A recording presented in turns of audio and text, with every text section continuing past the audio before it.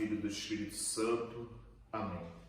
Nós pedimos, Senhor, a graça do vosso Santo Espírito sobre cada um de nós para iluminarmos e meditarmos a vossa palavra e compreendermos cada vez mais os mistérios da nossa salvação e nos auxilie cada vez mais em nossa conversão por Cristo nosso Senhor.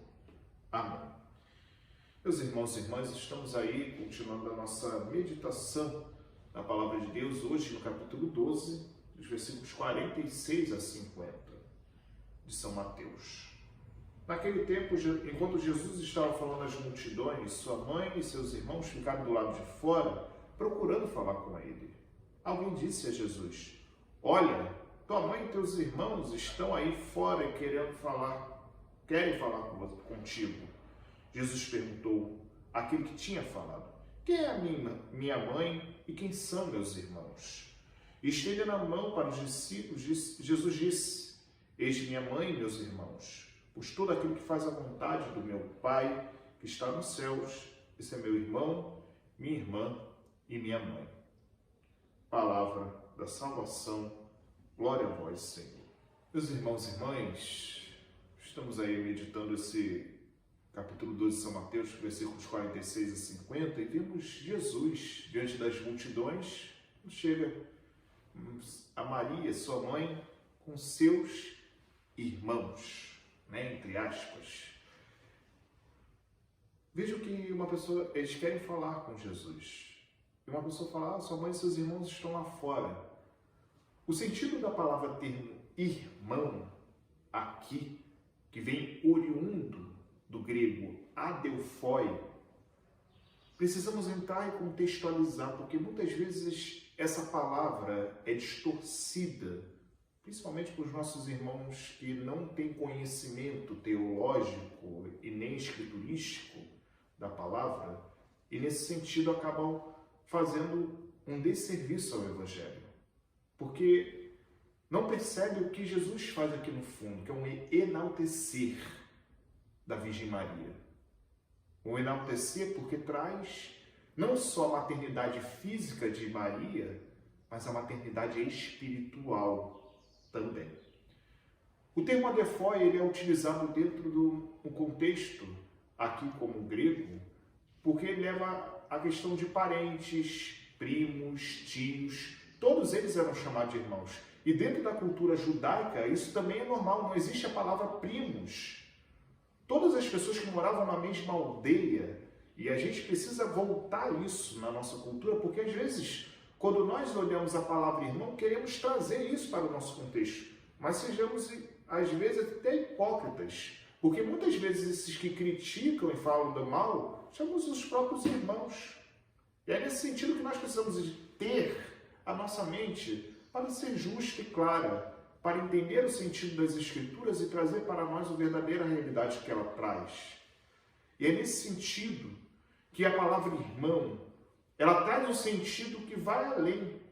Porque, você imagine, a consanguinidade, ela não quer dizer que a realidade aconteça necessariamente. E é algo que isso acontece hoje. Tem mãe e pai pode ser biológico, seu pai, mas não é pai e mãe na realidade. Não há uma relação espiritual, porque a relação de ser pai, de ser mãe, de ser irmão, não é apenas a realidade fisiológica. Isso é uma coisa que nós precisamos entender, porque pode ser, mas ao mesmo tempo não pode ser. É um ser e não ser. Eis a questão. É algo que nós precisamos perceber, que Jesus traz para esse contexto algo muito mais profundo, porque ele não traz só a realidade da Virgem Maria. Tanto que se a Virgem Maria de fato tivesse outros filhos, não tinha necessidade, lógica e cabimento de Jesus diante da cruz entregar a Virgem Maria para o seu discípulo João. É uma questão de lógica. As Escrituras elas se explicam por si mesmas. E é algo que todos nós precisamos entender, uma vez por todas, esse sentido que a palavra de Deus traz para nós.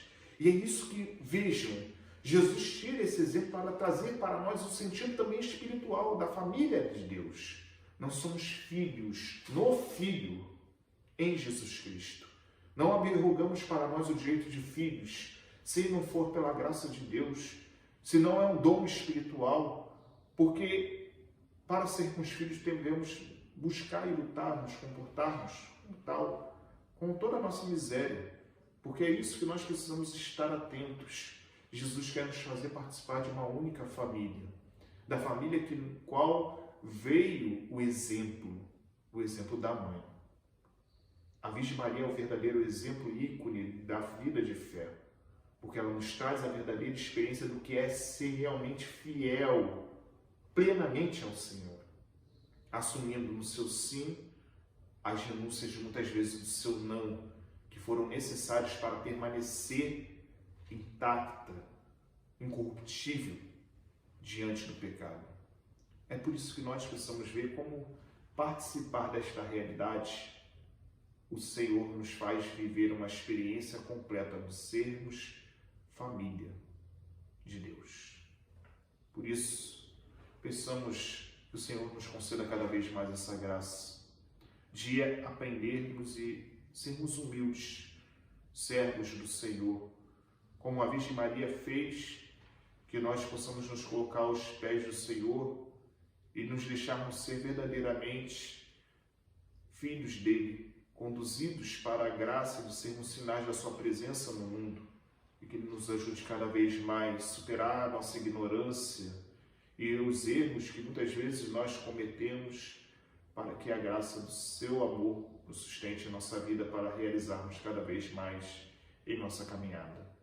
Louvado seja nosso Senhor Jesus Cristo, para sempre seja louvado. Deus vos abençoe, vos guarde e proteja de todo mal. Em nome do Pai, do Filho e do Espírito Santo. Amém. Deus abençoe a todos vocês. Tenham todos um bom dia.